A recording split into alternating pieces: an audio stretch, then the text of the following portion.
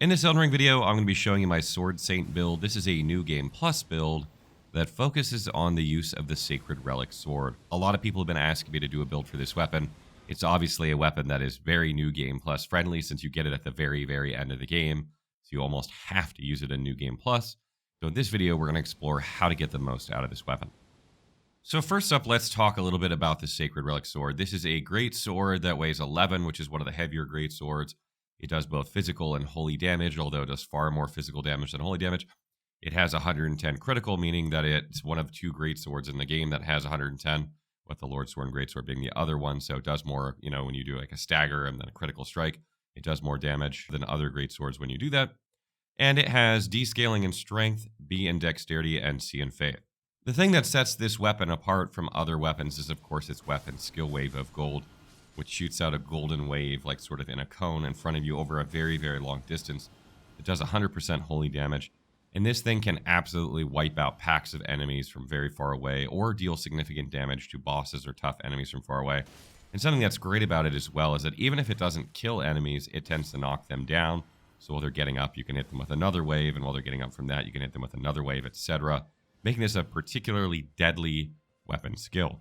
Something particularly interesting about this weapon is that it has B scaling and dexterity, and you actually get more damage out of the weapon if you just put in the minimum requirements for strength and faith and then crank dexterity up to like 80. But if you split the stats between dexterity and faith, going something like 50-50 with minimum and strength, you do very slightly less damage with your regular attacks, but your wave of gold will deal about 10% more damage. So I find it to be a better trade-off.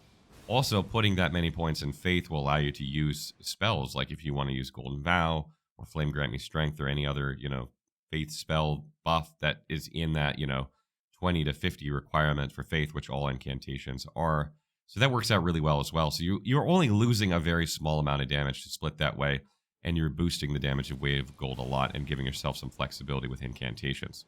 Now, the issue with the Sacred Relic Sword is that Wave of Gold, although extremely deadly, is extremely expensive. It costs 42 FP by default in order to use this. Means for the average person that has a Greatsword type setup, with your mind somewhere in the 20 to 30 range, you're going to get like 3 or 4 casts of this at most before you need to drink a flask. That is not a lot. So managing your FP while using this weapon skill is important. That way you can use it as much as you want, and you're not going like, oh, I don't know if I should use it. I don't really have enough FP.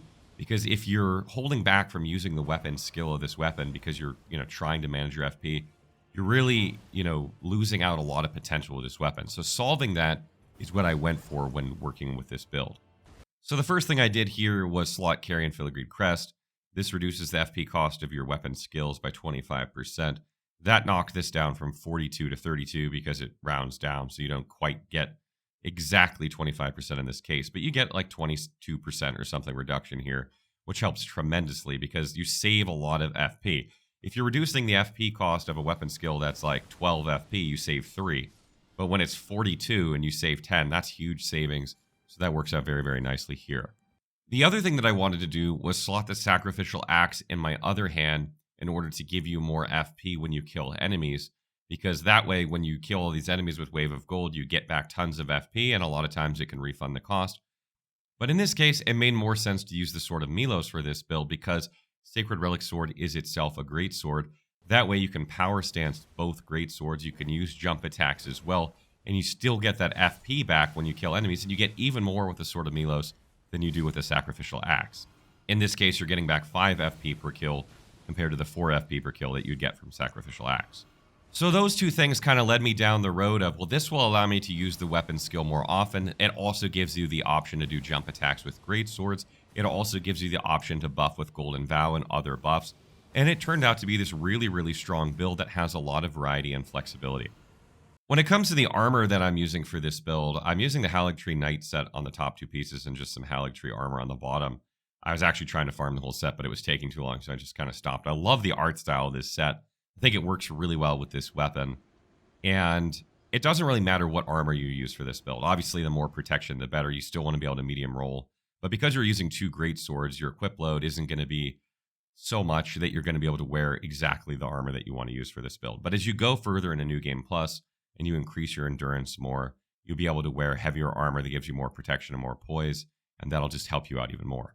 And as far as the Sacred Seal that you're going to use for this build, you can use really any. The Erd Tree Seal would be good. It weighs nothing for this build. That way you don't add to your equip blade. I'm using the Claw Mark one here, but it doesn't really matter which one you use.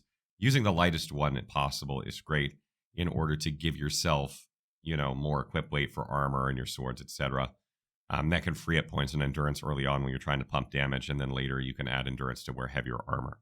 Other talismans I'm using for this build are Shard of Alexander. That further boosts the wave of gold damage, which is fantastic.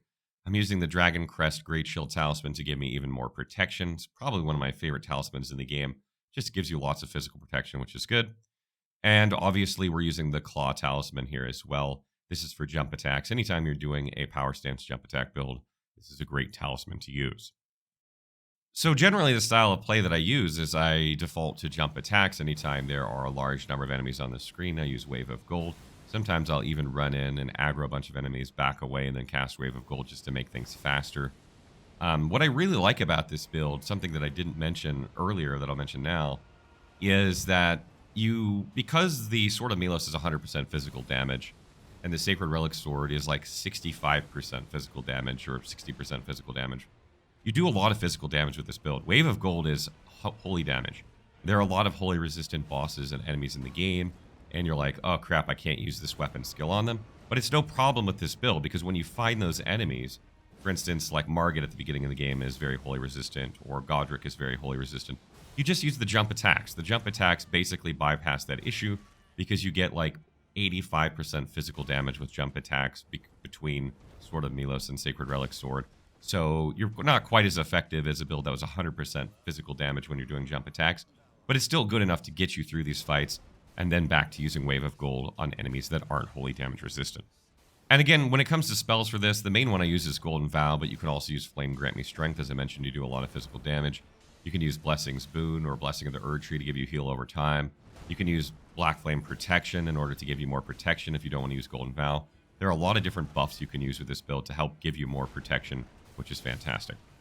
When it comes to stats for this build, I have 50 Vigor, 23 Mind, 30 Endurance, 15 Strength, 50 Dexterity, 16 Intelligence, and 50 Faith, and 9 Arcane. 50 Vigor is enough at this point of the game in order to survive just about anything with the protection that we have between Golden Vow, between Dragon Crest Great Shield, between the armor we're wearing. You probably want to take this up to 60 over the course of NG+, but it's fine where it is for the moment. 23 Mind is lower than I'd like. You'll obviously want to increase this throughout NG+, and into NG++ if you make it that far. Having more FP is going to allow you to buff with Golden Vow more easily and use other buffs, as well as use Wave of Gold. So having a larger pool is great. And also, if you use Wave of Gold on like a lot of enemies, it will allow you to restore more FP if you had a larger FP pool to begin with. So that is a good thing to increase. You'll probably want to take this up to 40 over the course of NG+, and into NG++. Endurance is at 30. That's just enough for what we're using right here. If you're using the full Haligtree Knight armor set, you'll probably need a little more points. If you're using an armor set with more poise and more protection, you probably need more endurance. Probably take this to 40 at some point as well. Maybe not until later in NG+, because it's not a huge priority for the moment. Strength is just there to meet the minimum requirements for the weapon, although it does add a little damage.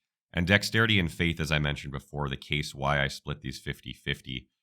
You lose out a little bit on attack power, like 10 to 15 damage tops, and you gain about 10% damage with Wave of Gold, which is about 300 damage. So this was a trade-off that I was willing to go for, and obviously by having more Faith, it opens you up to be able to use other incantations as well, which is good. You don't need any Intelligence or Arcane for this build. I started as an Astrologer, that's why those are there. If you're not an Astrologer, your stat spread will be a little bit better at this point of the game, so you'll have points in other things that'll help instead of Intelligence and Arcane.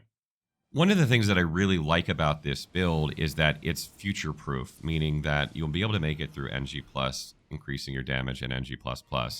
And that's because you can take Dexterity up to 80, you can take Faith up to 80, you can take Strength up to 50 on this weapon. That's probably like, I don't know, at least NG+ into NG++, maybe even through NG++, in terms of how far you'd have to go before you really aren't getting much out of this weapon. And at the same time, Sword of Milos scales off Strength and Dexterity, so you only have really Dexterity pumped out here. So if you went and increased Strength next, you'd get less damage out of the Sacred Relic Sword, but you would get more damage out of Sword of Milos. So it's kind of a, up to you whether you want to increase Dexterity. You'll still get damage out of Dexterity for Sword of Milos. but you might get better damage out of strength. So not only is this weapon future-proof, but Sword of Milos has like at least another, 35 points that can go into strength to increase its damage, and then, it could probably go up to 80 dexterity and strength. So you really, really future-proof. This build is not only good for NG+, but it'll be solid in NG++ as well. Probably NG+++. Couple final tips. If you're using the Flask of Wondrous Physique, you obviously want the Holy Shroud and Cracked here. This is going to boost your Wave of Gold damage. Use this in any section where you know you're going to go through it quickly to the next checkpoint, so you can refresh your Flask. And there's a lot of enemies, and you can just wipe them out with Wave of Gold, boosting that damage significantly during that phase. And another good choice for this is Stamina Recovery, the Green Burst Crystals here. Wave of Gold uses a shitload of stamina to cast. So you need it to come back quickly. And a lot of times what happens is if you cast it back to back, entire stamina bar is drained. You've actually gone into the negative stamina, and it has to come back. Just imagine your stamina bar keeps going to the left past where it begins. It has to come all the way back the negative amount and then into the positive amount before you can cast it again. So having good stamina recovery helps here, and having that one will help very, very much. If you don't want to use that one, you can obviously use like Faith.